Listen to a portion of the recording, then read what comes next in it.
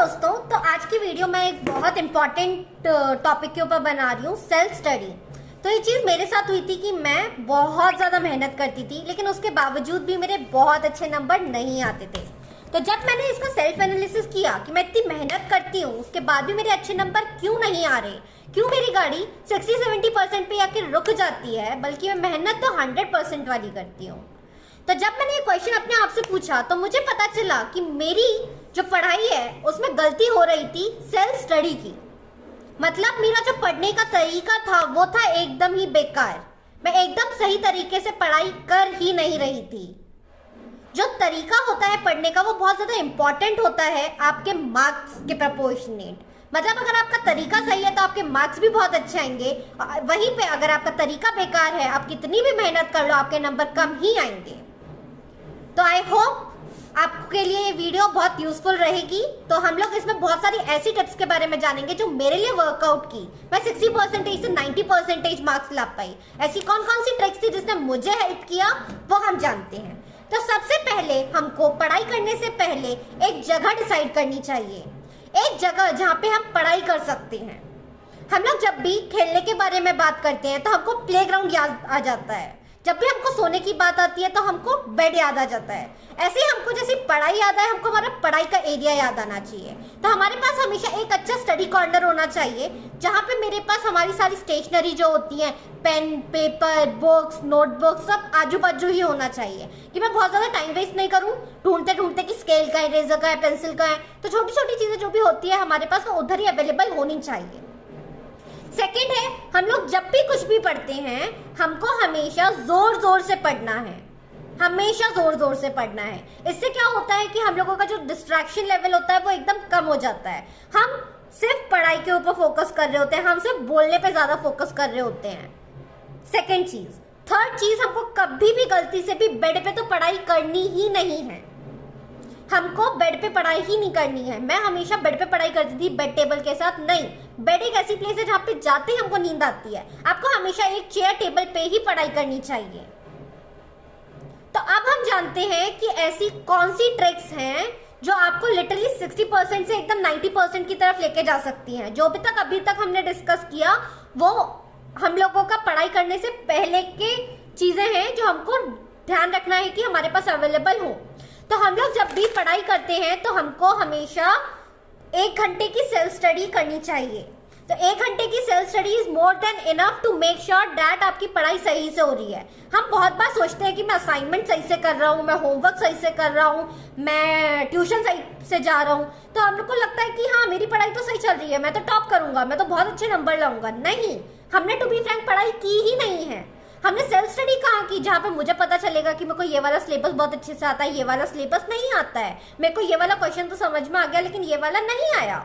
तो ये सब चीजें हमको जानने के लिए दोस्तों सेल्फ स्टडी करनी पड़ती है। हम सेल्फ स्टडी जो होती है 1 घंटे की करेंगे, जिसमें हम लोग 20 मिनट पढ़ेंगे, फिर 10 मिनट का ब्रेक लेंगे, 20 मिनट का पढ़ेंगे, फिर 10 मिनट का ब्रेक लेंगे। तो इस वे में क्या होगा, आप बहुत ज्यादा अपने आप को प्रेशराइज भी नहीं कर रहे हो कि आप पढ़ाई इस वे में कर रहे हो जो आपके लिए थोड़ा एंटरटेनिंग हो। 20 मिनट मतलब आप आराम से पढ़ लोगे, 10 मिनट आप दोबारा खुश हो जाओगे, उसके बाद आपको मतलब थोड़ा एनर्जी मिल जाएगा दोबारा पढ़ने का, फिर आप 20 मिनट दोबारा फुल फोकस के साथ पढ़ोगे, उसके बाद आप 10 मिनट का दोबारा ब्रेक लोगे। तो आप ऐसे करोगे तो आपकी 40 मिनट की self study is more than enough. तो इधर हमारा 20% 80% रूल काम करता है। तो हमारा ये रूल पता है क्या बताता है, 20% जो हम लोगों की मेहनत होती है ना वो हमको 80% रिजल्ट ला के देती है, बल्कि जो हमारी 80% की मेहनत होती है ना वो हमको सिर्फ 20% का रिजल्ट ला के देती है। तो यही गलती मेरे साथ हो रही थी। जो मैं 20% की मेहनत डालना चाहती हूँ ना वो इतनी कड़ाई से डालना चाहती हूँ कि मेरे को 80% का आउटपुट अच्छे से मिल जाए। तो वो मेहनत के लिए हमारे पास एक सेल्फ स्टडी की टिप्स होनी चाहिए, ऐसे मेथड्स जो मेरे को सच्ची में उस वाले नंबर्स तक लेके जा पाएगा।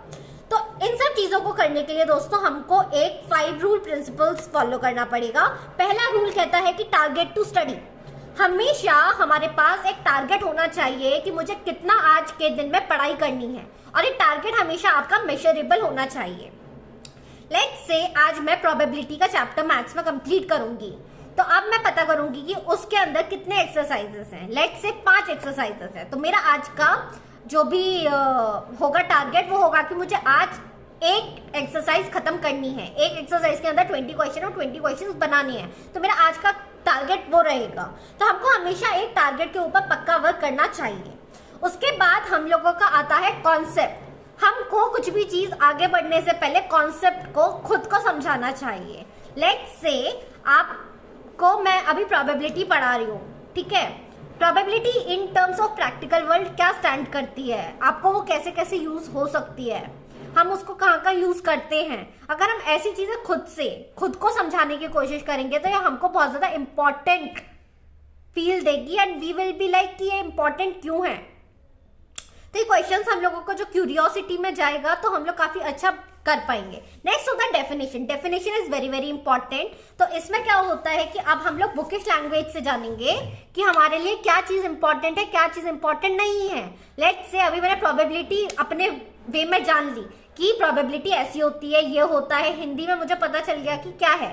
लेकिन अब मैं डेफिनेशन बुकिश लैंग्वेज में जाके पता करूंगी कि प्रोबेबिलिटी की एक्चुअल में डेफिनेशन क्या होती है। अगर क्वेश्चन आ गया कि व्हाट इज प्रोबेबिलिटी डिफाइनेड, तो मैं उसको डिफाइन कर पाऊंगी उस पॉइंट ऑफ टाइम पे। तो हम उस चीज को कहते हैं definition according to the bookish language. उसके बाद हमको डेफिनेशन पे बहुत ज्यादा टाइम देने की जरूरत है। लेट्स से अगर मैंने 20 मिनट अपने कॉन्सेप्ट को क्लियर करने में लगाई थी, तो मैं अब 20 मिनट लगभग अपने डेफिनेशन को क्लियर करने में लगा दूंगी। नेक्स्ट होता है इन सब चीजों को करने के बाद क्वेश्चंस बनाना। जैसे अब मेरे पास एक्सरसाइज में 20 क्वेश्चंस थे, तो अब मैं एक एक करके धीरे धीरे क्वेश्चंस बनाना शुरू करूंगी और इस वे में मेरे को पता चल जाएगा कि मैं कौन कौन से क्वेश्चंस बना पा रही हूँ और कौन कौन से क्वेश्चंस नहीं बना पा रही हूँ। नेक्स्ट हमको कॉन्सेप्ट मैप्स बनाने पड़ेंगे। कॉन्सेप्ट मैप्स हमेशा हम एक बार चैप्टर खत्म हो जाता है उसके बाद बनाते हैं, और ये कॉन्सेप्ट मैप्स इतने ज्यादा इंपॉर्टेंट हैं कि हमको इससे पता चलेगा कि हमको कितना सिलेबस समझ में आ गया है। आप कॉन्सेप्ट मैप्स में अपने ही खुद के नोट्स भी ऐड कीजिए और उसको एकदम क्रिएटिव वे में बनाइए कि आप उसको जैसे ही देखेंगे आपको पूरा का पूरा चैप्टर दोबारा याद आ जाएगा। तो नोट्स बनाने का भी सही तरीका ऐसा है दोस्तों, आपको हमेशा पूरा जो भी चैप्टर है उसमें से जो भी इंपॉर्टेंट वर्ड्स है उसको हाईलाइट करना है और उस हाईलाइटेड वर्ड्स को अपनी एक नोटबुक में भी लिखे रखना है, सो दैट आप जैसे ही हाईलाइटेड वर्ड्स को पढ़ेंगे आपको वो कॉन्सेप्ट फ्रीक्वेंटली आपके माइंड में याद आ जाएगा। नेक्स्ट होता है टेस्ट योरसेल्फ। हमेशा आप अपने आप को ही सरप्राइज टेस्ट देते रहिए, जिससे आपको पता चल जाएगा कि आपको किस चीज पे ज्यादा प्रिपेयर करना है। ठीक है दोस्तों, तो आप सरप्राइज टेस्ट देंगे तो आपको पता चल जाएगा कि आप किस चीज में कमजोर हो, किस चीज में आपकी स्ट्रेंथ है, आपको किस में ज्यादा पढ़ाई करनी है, किस में कम पढ़ाई करनी है। तो ये बहुत ज्यादा इंपॉर्टेंट होता है। नेक्स्ट है last but not the least, very very important thing which can help you to have a great start to a self study, that is planning। हमेशा प्लान करके सोइए कि आप कल क्या पढ़ेंगे। बहुत बार ना हम लोग बहुत ज्यादा टाइम वेस्ट कर देते हैं सोच के कि हमको नेक्स्ट डे क्या पढ़ना है, लेकिन वहीं पे अगर आप एक दिन पहले प्लान करके सोएंगे कि मुझे ये पढ़ना है ना, it is gonna help you a lot. इसके बाद मेरे पास एक बोनस टिप है आप सभी के लिए कि आपको कब पढ़ाई करनी चाहिए। क्या आपको सुबह पढ़ाई करनी चाहिए कि रात को पढ़ाई करनी चाहिए? According to all the scientific research या फिर हम लोग कुछ भी बोलते हैं साइंटिफिकली कोई भी चीज को, तो साइंस तो ये प्रूव करता है कि अगर आपको कोई भी न्यू कॉन्सेप्ट, कोई भी नई चीज पढ़नी है तो मॉर्निंग का टाइम बहुत ज्यादा अच्छा होता है। ठीक है, साइंस की रिसर्च तो यही बताती है। पर हम इधर सेल्फ स्टडी की बात कर रहे हैं तो ये बॉडी टू बॉडी वेरी करती है। हो सकता है कि आप नाइट आउल हो, आपका नाइट में ज्यादा ब्रेन काम करता हो, तो आपको अपने लिए एक ऐसा टाइम पता करना है जहाँ पे आपका ब्रेन सबसे ज्यादा एक्टिव है, पीक पे है, आपको कोई भी चीज बहुत जल्दी आसानी से समझ में आ जाती है। तो सेल्फ स्टडी का फंडा सबसे इंपॉर्टेंट यही है कि आप कोई भी चीज को इस वे में पढ़िए कि वो आपको काफी टाइम तक याद रहे। और रिवीजन करते वक्त हमेशा ट्राई कीजिए कि आप सोने से पहले जो भी आपने पढ़ाई की है उसको 5 से 6 पॉइंट में, बुलेट पॉइंट में अपने ही माइंड में धराते रहें। अगर आप ऐसा करेंगे तो आप सेल्फ स्टडी करके 60% से 90%, 90% से 95% तक भी पहुंच सकते हैं।